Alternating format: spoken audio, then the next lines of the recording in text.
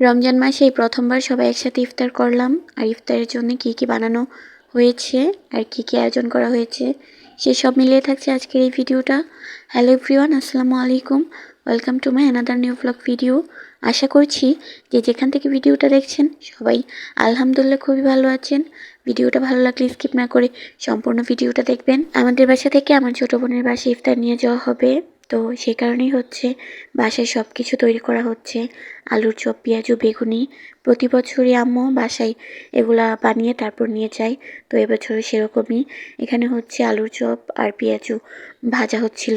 সকাল থেকে হচ্ছে এগুলো সব কিছু রেডি করা হয়েছে, আর বিকেলে হচ্ছে এগুলো ভেজে তারপর হচ্ছে আমার ছোটো বোনের বাসায় নিয়ে যাওয়া হবে। আম্মু আবার আন্টিকে আসতে বলেছিল, তো আন্টি এসেছিল, আম্মু আর আন্টি মিলেই এগুলা ভেজেছে। তো দুইজনেই হচ্ছে এই কাজগুলো করেছে, আর আমি হচ্ছে তাদেরকে হেল্প করেছিলাম এগুলা আলু ভর্তা বানিয়ে দিতে। তারপর হচ্ছে বেগুনি এগুলো সব কেটে কুটে দিয়ে রেডি করে দিয়েছিলাম, আর ওরা হচ্ছে বসে বসে বানিয়েছে। ফার্স্টে হচ্ছে বেগুনি বানিয়েছিল, তারপর পেঁয়াজু, তারপর আলুর চপ। আন্টি আলুর চপ পেঁয়াজু ভাজছিল, আর বলছিলাম যে আন্টি আপনি তো পুরো দোকানের মতোই আলুর চপ পেঁয়াজু ভাজতে পারেন, বানাতে পারেন, খুবই সুন্দর হয়েছিল। আর দেখে মনে হচ্ছিল যে কিনে আনা হয়েছে। বাসায় যে বানানো হয়েছে এটা দেখে বোঝা যাচ্ছিল না, মনে হচ্ছিল যে দোকান থেকে কিনে এনে রেখেছে।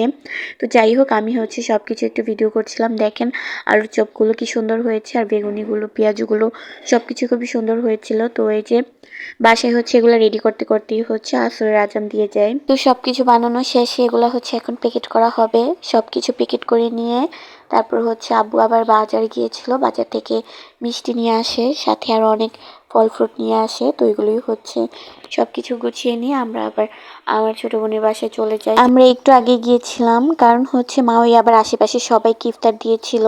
তো এখানে হচ্ছে সবাইকে ইফতার দেওয়ার জন্যই সব কিছু রেডি করা হচ্ছিল। তো এখানে সবাই মিলে কাজ করছিল, সবাই মিলে ইফতারের জন্য সব কিছু রেডি করছিল, কেটে কুটে নিচ্ছিল, আর সবাইকে হচ্ছে আশেপাশে ইফতার দেওয়া হয়েছিল। তো এই যে আমাদের জন্য হচ্ছে এখানে ইফতার রেডি করা হচ্ছিল, আর এখানে হচ্ছে সবাই বসেছিল কেটে কুটে এসে, আর ইফতারের জন্য সবাই অপেক্ষা করছিল। এখানে হচ্ছে আমার মেয়েকে আঙ্গুর আর হচ্ছে মালটা দিয়েছিলাম খাওয়ার জন্যে। ও কিছুই খাচ্ছিল না, ও শুধু বসে বসে এগুলো হচ্ছে একবার হাতে নিচ্ছিল আবার হাত থেকে রাখছিল। ও ঘুম থেকে উঠে আসছে, তারপর আর কিছুই খায়নি। ওকে বারবার বলছিলাম খাওয়ার জন্য, কিন্তু ও খাবে না। এরপর হচ্ছে ইফতারের সময় হয়ে যায়, তো আমরা সবাই মিলে বসে পড়ি ইফতার করার জন্যে। ফার্স্টে হচ্ছে খেজুর খেয়েছিলাম, তারপর শরবত খেয়েছি, তারপর হচ্ছে এখানে হচ্ছে সবাইকে মুড়ি দেওয়া হয়েছিল। তো সবাই মিলে হচ্ছে মুড়ি খাচ্ছিলাম, আর আমার আম্মু হচ্ছে এখানে আমাকে দেখেন মুড়ির মধ্যে তরমুজ দিতেছে খাওয়ার জন্যে। তো এই যে আলহামদুলিল্লাহ সবাই মিলে একসাথে বসে ইফতার করতে পেরেছি। সবাই একসাথে ইফতার করার মজাই কিন্তু অন্যরকম। তো আমার কাছে তো অনেকই ভালো লেগেছে সবাই একসাথে বসে ইফতার করতে পেরেছি।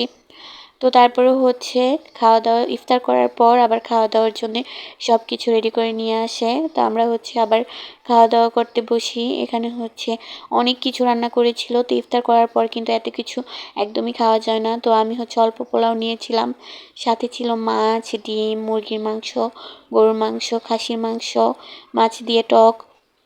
তো সব মিলে হচ্ছে অনেক খাওয়া দাওয়া করেছি। তো আমরা হচ্ছে খাওয়া দাওয়া করে আবার বাসায় চলে আসি। তো খাওয়া দাওয়া ইফতার করা সব মিলিয়ে দিনটা খুবই ভালো কেটেছিল আলহামদুলিল্লাহ। প্রতিটা রমজানের জন্য সবাই এইভাবে একসাথে ইফতার করতে পারি। আল্লাহ যেন আমাদেরকে সেই তৌফিক দান করে, সেই হায়াত দান করে। আল্লাহ যদি বাঁচিয়ে রাখে তাহলে ইনশাল্লাহ আবার রমজানে সবাই একসাথে ইফতার করব। খাওয়া দাওয়া শেষে সবাই বাসায় চলে আসি। আজকের ভিডিও এ পর্যন্তই। সবাই ভালো থাকবেন, সুস্থ থাকবেন। আল্লাহ হাফিজ সবাইকে।